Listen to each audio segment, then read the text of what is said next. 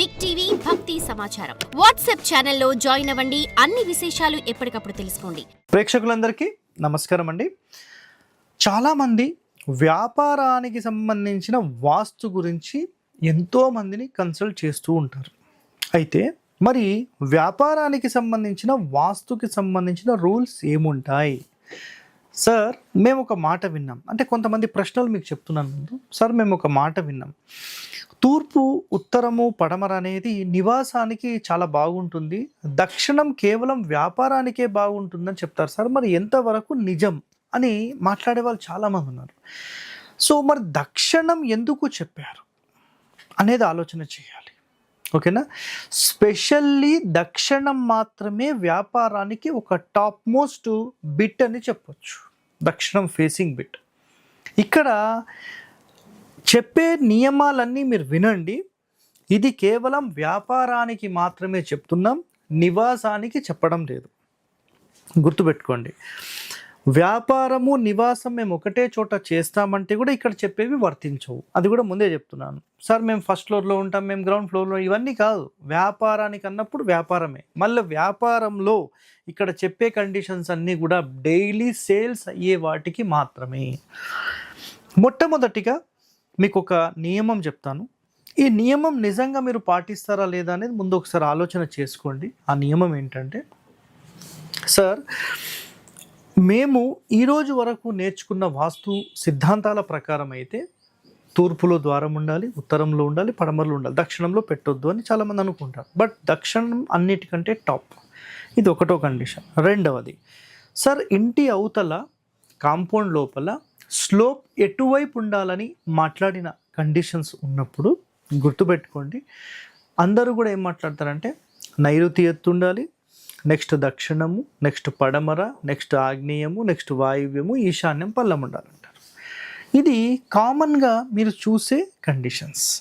But ఇక్కడ మనం ఈరోజు చెప్పే కండిషన్స్ వీటన్నిటికీ వ్యతిరేకంగా ఉంటుంది. సో ఇది చాలా చాలా ఇంపార్టెంట్. సో వీటికి సంబంధించిన అధ్యయనం ఎవరైనా చేయాలనుకుంటే కనుక మీరు వాస్తు రఘువీయం అనే పుస్తకం చదవండి. అసలు వీటికి సంబంధించిన పూర్తి రహస్యాలు అందులో ఉన్నాయి. సో వ్యాపార సూత్రాలలో మొట్టమొదటిగా దక్షిణానికి ఎందుకు ప్రాధాన్యత ఇచ్చారు అంటే, ఇంటి గురించి చెప్పి మళ్ళీ వ్యాపారానికి వస్తాను. ఇంటి లోపల గుర్తుపెట్టుకోండి, దక్షిణం పల్లం ఉండొచ్చా అని మాట్లాడితే మీరేమంటారు? 100% ఉండొద్దు. రైట్. నైరుతి పల్లం ఉండొచ్చా అని మాట్లాడితే మీరేమంటారు? 100% ఉండొద్దు. ఓకే. వాయువ్యం కన్నా నైరుతి డౌన్ ఉండొచ్చా? ఉండొద్దు. ఈశాన్యం కన్నా ఆగ్నేయం డౌన్ ఉండొచ్చా? ఉండొద్దు. ఈశాన్యం కన్నా నైరుతి, దక్షిణం, పడమర డౌన్ ఉండొచ్చా? ఉండొద్దు. బట్ గుర్తుపెట్టుకోండి, అలా ఉంటే ఏమవుతుంది అని ఒక ప్రశ్న వేస్తే మనిషి ఆయు క్షీణం, మరణానికి దారితీస్తుంది, సర్వము మీరు కోల్పోతారు.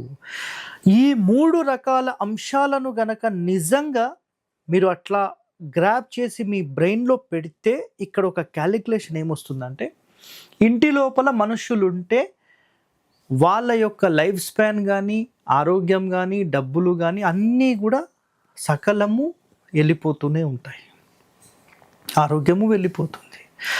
అయితే ఈ పాయింట్స్లోని అంతరార్థం నిజంగా వ్యాపార సంస్థకు పెట్టామనుకోండి, అప్పుడు ఏమవుతుందంటే దక్షిణం వైపు పల్లంగా ఉన్నప్పుడు మీకు వాయువ్యం ఎత్తు అవుతుంది, దానితో పాటుగా ఈశాన్యం ఎత్తయి నైరుతి అండ్ దక్షిణం పల్లంగా అవుతుంది. సో ఎంత పల్లము అని మాట్లాడినప్పుడు జస్ట్ అక్కడికి ఇక్కడికి ఒక 1 ఇంచ్ 2 ఇంచ్ మాత్రమే డిఫరెన్స్.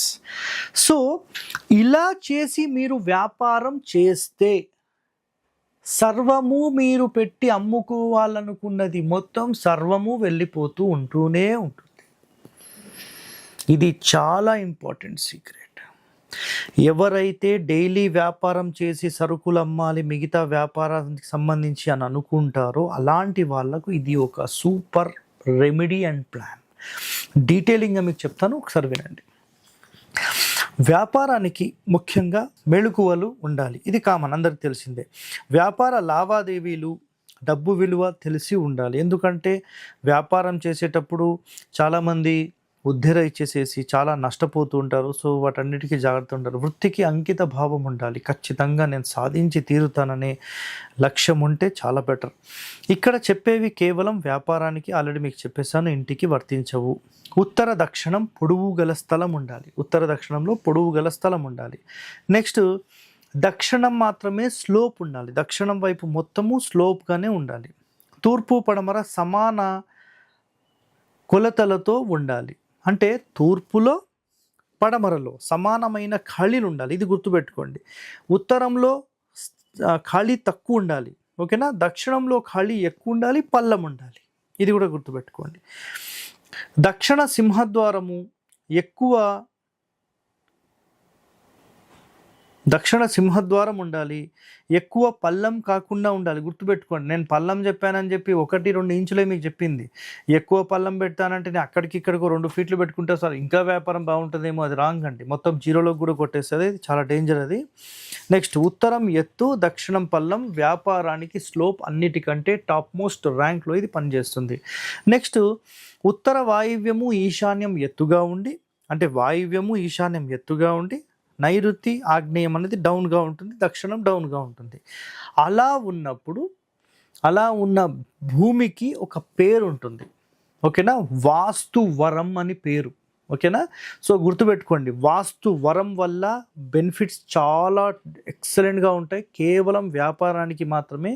ఇట్టి భూమి వ్యాపారస్తులకు మాత్రమే శ్రేష్టమైనది అని చెప్పి శాస్త్రం చెప్పిన పాయింట్. ఓకే? నెక్స్ట్ ఇది కేవలం వ్యాపారానికి మాత్రమే క్లియర్గా చెప్పేసాం. నెక్స్ట్ వ్యాపారంలో కౌంటర్స్ ఎక్కడ పెట్టాలనేది చాలామంది అడుగుతూనే ఉంటారు. సో ఇదే వీడియోలో మీకు ఆ కౌంటర్స్కి సంబంధించి కూడా క్లారిటీ నేను ఇచ్చేస్తాను.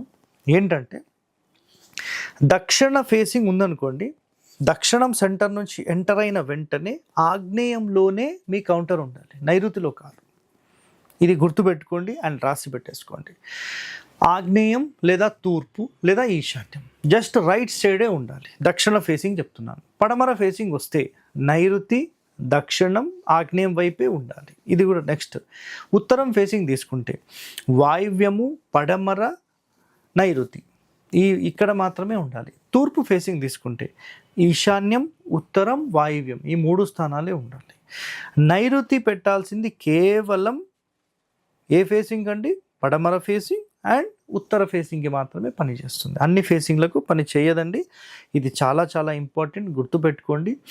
సో వ్యాపారానికి సంబంధించిన రహస్యాలలో మీ యొక్క టోటల్ షాప్కి సంబంధించిన ఎంట్రన్స్ ఏదైతే ఉంటుందో ఎంటర్ అయ్యి కుడివైపుగా కౌంటర్ ఉండాలి, ఎడమ వైపు కాదు. ఇది చాలా ముఖ్యమైన విషయం. మీరు ఆచరించండి, పాటించండి. మీరందరూ సుఖ సంతోషాలతో ఉండాలని కోరుతూ మీ హరి. థ్యాంక్ యూ అండి. For more videos like this, subscribe Big TV channel.